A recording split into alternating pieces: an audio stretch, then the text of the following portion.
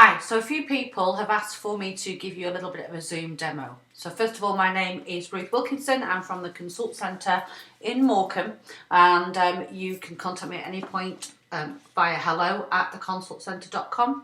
You can message us on any of our Facebook pages, or you can give me a call on 01524 418 225. So I'm going to give you a very quick run through. I can answer any questions later once I've posted this video, but a few people have asked. So first of all, how do you get into Zoom? You go to www.zoom.us.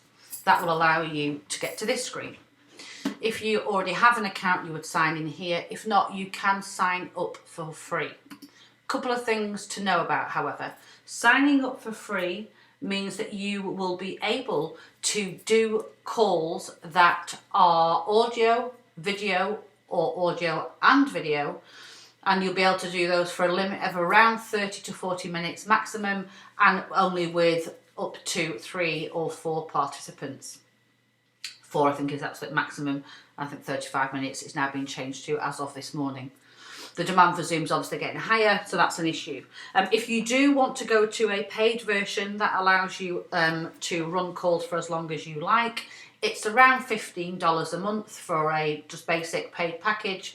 So you can have as many attendees up to around 100, and you can run your calls for over 60 minutes. It also gives you the option to record. If you want to do that, in this link on the video, I will give you a referral code which allows you to get it cheaper, because we are a partner of Zoom. So I'll do that. By all means, use it if you want to. You're under no obligation to do so, or just go for the free version. So if you were going to go for a free version, you'd be signing up for it here. So you would sign up here, and in this case, I'll just do a sample account.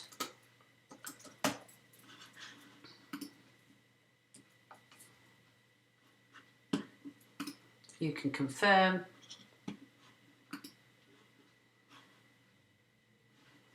Okay, everywhere's got issues this morning, so we're having problems with activity. So let's just see if we can get this to work. Okay. So first of all, I will just offline click that link and make sure that I can confirm it. You do need to do this.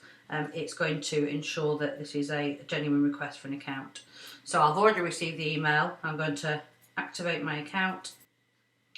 So then when you activate your account, asks you to put in your full name and also for you to choose a password. The password must have at least 8 characters, 1 letter and 1 number. It won't allow you to do repetitive numbers or anything that repeats, anything that is sequential, so you do need to get a robust password. So it'll then ask you if you want to invite anybody else. You can skip that step, and it will ask you if you want to do a test meeting, and again, you can do that at this point, or you can skip it. So let's sign in, given the fact that it's now secured the account. So that's going to be an issue. It's going to continue to happen. So let's just get rid of that. If that happens to you, it's a bug on their behalf rather than you. So I've set up this account. I'm going to go and just do the test account for now. You can do this via Chrome, Explorer, whatever your browser is that you use. So we're now in. So I'm now operating on a free account. So there you go. Your basic plan has 40 minutes time limit on meetings with 3 or more participants. So it's giving you that heads up there. When it comes to things you may have been on before, where you've gone into separate meeting rooms afterwards, where you may have gone into conference afterwards or Q&A, this basic account does not do that for you. It purely allows you to do online video or audio calling. So first of all, let me talk you through what it is you're seeing here. This is not to do with the app at this point. I will cover that off in a moment. We've put enough in for here now. This is going to be the Zoom link that I would use. You have a personal ID and you have your own link. You can and you need to ensure, depending upon your country that you're doing this in, that you have got this set correctly. The reason for that is if you do not, when you send out an invitation, and this may be set to an hour ahead or an hour behind, everybody's going to get different diary invites. So you do not need to change that. You would always, when you're sending it out to anybody else, but you do need to change it when you first set it. Ensure it is at GMT, and then when it does send out invites, it will remind people that this is set for GMT time. If they're using an intelligent operating system, their diary will allow them to know that, and it will ensure that that they can make an amendment in their diary if they're ahead or behind or whatever. So that's your profile. Meetings. So on here you could schedule a meeting if you want to do. So you can do it on here or you can do it on the app. So if on here I wanted to schedule a meeting, that means I am able to organise a meeting and I'm able to send out an invitation to people. So I'm going to go ahead and schedule a meeting. So I'm able to give this a title. So this would be, for example,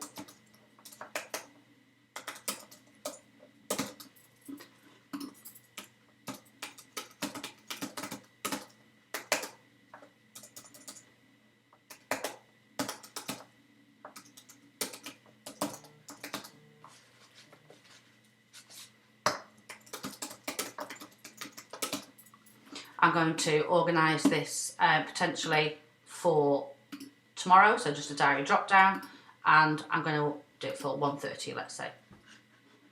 The duration will default to an hour, but we've only got a free system, so we either put a 0 in here and we say actually it's a 30-minute session.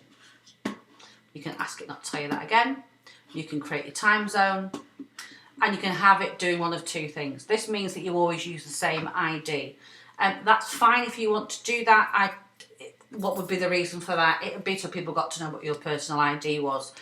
It's fine that, but it can mean that if someone knows your personal ID, you could be on a call with a client or a group on a Zoom call, and somebody comes in early for the next one, barges in, uses the personal meeting and ends up attending a meeting inadvertently. My personal view for security and to make sure that I protect my client's confidentiality is that I would always go for generate automatically. That would mean that it would alter every time I would book a session. You can give people a password if you wish to. However, if you're just using this first, for the first few times, I would not do that. Passwords are normally done when you're doing paid for sessions, and you would then forward the password to a client to join after they've paid you. So if you do want to do that, you click it and it will give you something in terms of a meeting password, or you can untick it and it will not. Here is asking you what you want to do when first joining the meeting. So if you're the host, you want your video on. If you're the participant, you want them to turn their video on. A note here about participants. They do not have to have a Zoom account. They do not have to have the Zoom app. They have to have a smartphone, a tablet, a laptop, a desktop with a good internet connection that has a good microphone and has a good camera. If they choose to, they can turn off the video and only talk on audio. Some people are a bit shy, they don't like that, so they have the option to be able to do that themselves. At this point, you're just suggesting that it gets turned on automatically when they come onto the call, but they can then manually turn that off. You then have, do they want to be able to dial in by telephone, audio, or both? I use both because it means it then gives them a phone number. So if somebody gets caught, they're late, they haven't got access to the internet, they want to be able to attend this call, you don't want them to be using devices when it's not safe to do so, certainly not necessarily staring at something. But if somebody wants to join by audio, it will give them a telephone number they can dial in then, and they can have an audio input into the entire meeting that's going on, whilst everybody else might be on video and on computer audio. So I would leave it to both. It allows people to make their own mind up. In this section, do people want to be able to join and talk amongst themselves before you're there to host? That's up to you. I tend not to do that purely because it means that you have a while to settle people down once you attend a call. So I tend to leave that unticked. If you want to tick it, it means that people will join it whether you are on that call or not. However, the host must join the call for it to continue to go ahead properly. Otherwise, after a while, it signs everybody out. You can mute participants as they enter so that they don't make a noise and clatter and bang and get really irritating for everybody else. You know, a late arrival that is making noise and asking questions can be a bit of a nightmare. If you mute them on the way in, they have to kind of wait, and then you can invite them in to talk when you're ready and the conversations come to a natural conclusion. Rather than enable before joining the host, I would suggest you do enable the waiting room. That keeps people telling them that their session's going ahead and you're waiting for the host to join. The minute you join, it will bring them all into the room for you onto the video screen, and you can work with them on that basis. And you can offer to record a meeting automatically on the computer that you're working on. Be very cautious. You need to get the confirmation and permission from everybody who's on that call to record it. So you either tell them in advance that it's going to be recorded, and by joining the session that they've agreed to that by inference of their acceptance, or you must, and I also repeat it when I get on the call, it's better to be safe than sorry. So let's assume I'm going to do that, and I save those settings. So I've saved them. It tells me here that I've got a Zoom tutorial. It tells me it's a free offer of a tutored session. It tells me what the date is. It gives me the meeting ID. I don't require a password. It gives me the joining URL, and it then confirms the details for you. You can, if you've made a mistake at this point, edit this meeting, or let's just assume that's good to go. You can see here already that they are seeing an increase in demand. So you may find that they start to reduce or stop some services being available to you. That's because you're on a free account, and currently they'll be devoting all the bandwidth and all their technology resource and help desk to people that are paying. So just be conscious that you might log on one day and they haven't got the option, for example, to dial in by audio. You won't have done anything wrong. It'll be that Zoom are giving the resource to the people that are paying for the accounts. So what do you then do to let people know it's happening? So you can then add to your Google Calendar or your Outlook. What that will do is it will automatically open it, or you can copy invitation. So if you copy the invitation, it then gives you this summary. You could get hold of it if you wish to do that. You don't need to. You can just copy meeting invitation. It will tell you that it's been copied to the clipboard. You would then, as you would suggest, go to your mail account, whatever that might be, and then it depends how you wish to operate. You could, at this point, then open a calendar invitation. I'm going to go to a month that doesn't have any kind of personal details in, let's say, and just for the purpose of this exercise, I could then open this up. I could paste all the information into here. I can take the title, I could take any of the detail that I'm about to hand over, and copying that, and I'm going to add that to the title. I'm going to put the available date on, so we had actually booked this for tomorrow. I think it was at 1:30 from memory, and it was for 30 minutes, so let's just say we put it on that. So it's there and it's ready. If you had a paid option of Zoom, you can have this area here if your calendar allows it, and it allows you to connect to the account. I'm not going to complicate things just yet because this is a free account. So on that basis, here is the link. This is the all-important link. When you send this invitation, whether it be by a calendar invite, whether it be by an email, whatever way you're going to do that, that is what someone is going to click. So let me just give you an example of that. I am going to send this to myself, as odd as that sounds. I'm going to turn that off. So I'm going to save that, and it will send me that appointment potentially. If once that comes through to me, I am then able to click on that link, and it allows me to join that particular call. If you're wanting to see what that looks like on your Zoom platform, you can go back. So we're back on your particular platform. You can go back to meetings, it's here. You can look at your upcoming meetings, and it is there. So you can amend it, change it from wherever it might be. So basically you can schedule another one and another one, whatever.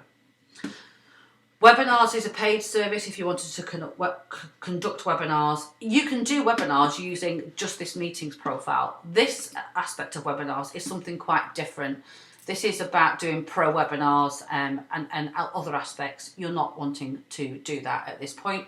This is just about meetings. So you can call your meeting a webinar if you're going to be sharing information and so on. So what does it look like when you've got it? So I could start this meeting now, and this is the experience that somebody would get if they were your recipient. So now at this point, it would ask them if they want to join the meeting, and it will start to connect. I'm bringing this down. You can then see that's me, and I am now in this meeting. So if you are running this meeting, let me just show you around this dashboard. So you can see that we've got the option to record immediately. This one is recording because we've already turned that on by default. You can see these boxes at the bottom. So some of the things that people often struggle with. You'll often get people that join that can't get sound or can't hear themselves, or you can't hear them. And all those things are done here. So you direct them to the bottom part of the corner of the screen, should I say, and you tell them to choose what they need. So they need the built-in microphone, and they need speakers, and they can do a test. So this is allowing them to test. So I now know that I'm connected, everything's working fine. I'm also able here, if I don't want anyone to see me, I'm able to stop my video, and I can do that by just clicking the button, and I'll just get a name instead. By starting the button again, it will put that account back for you. So somebody asked me about how do they screen share. So here is how you screen share. Pressing that screen button, and it will give you options here of the screen that you might want to share. So I'm going to open another screen button. So I'm going to share, and I'm going to choose to share my Google Chrome, for example.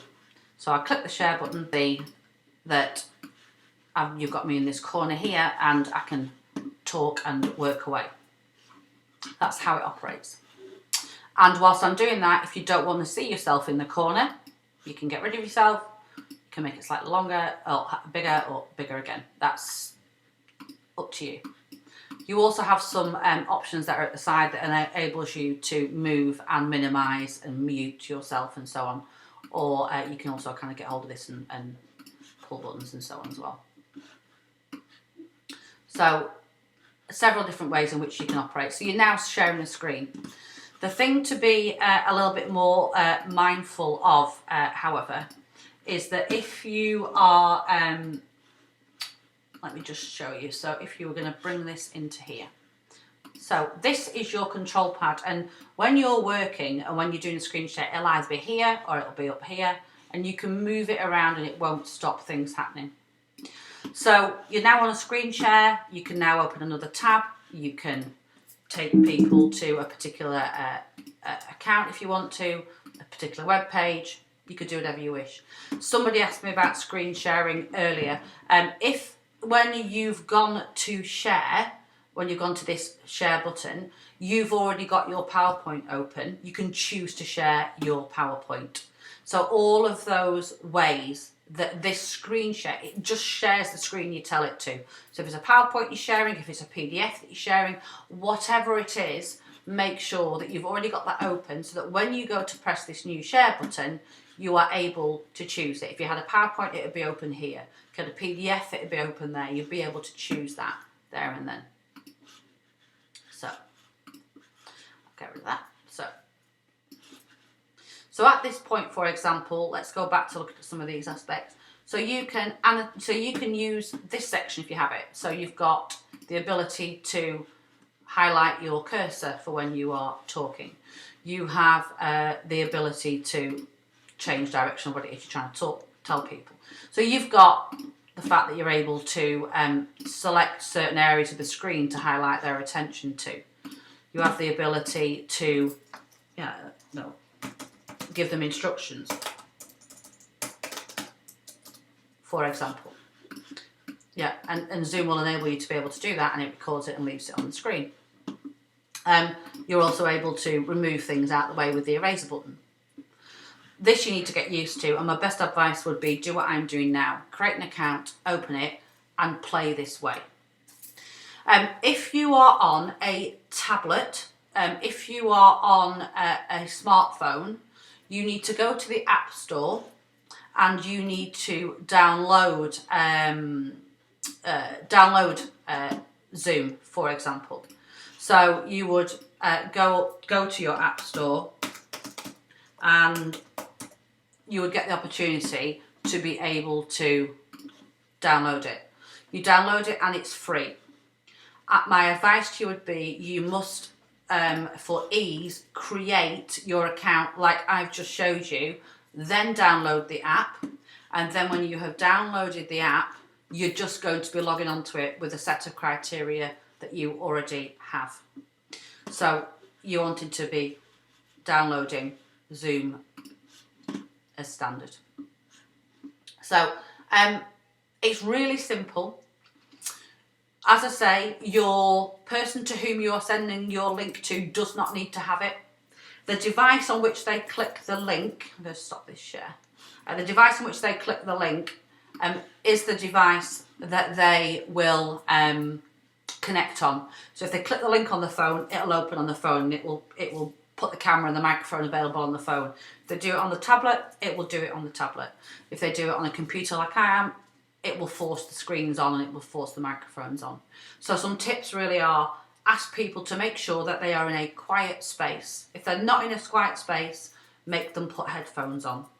So that they don't get all the background noise. You can, when you're talking, mute them as a participant by, when their profile comes up, you can press this button here and just mute them. So it will open on the device in which they open it onto. Ask them to dial in 3 to 4 minutes beforehand and check, as I've said, their microphone and their camera are working correctly. Don't make them use a password, it confuses people. And if you are then wanting to screen share, open your presentation beforehand and check that it's there and available for you to be able to see it. So I hope that's helped you. I'm going to put the referral link on and I'll put a bit of a guide and some instructions on.